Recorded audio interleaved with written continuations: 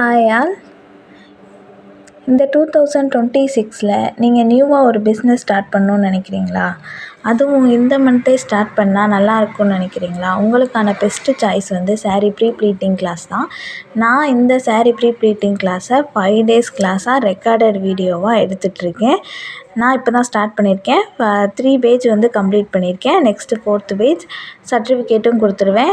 A to Z sari ப்ரீ ப்ளீட்டிங்கில் என்னென்ன இருக்கோ எல்லாமே நான் உங்களுக்கு சொல்லி கொடுத்துருவேன். அயனிங்கில் ஆரம்பித்து பிஸ்னஸ் டிப்ஸ் வரைக்கும் எல்லாமே, மெஷர்மெண்ட்டு எல்லாமே உங்களுக்கு வந்து கவர் ஆகிற மாதிரி தான் சொல்லிக் கொடுப்பேன்.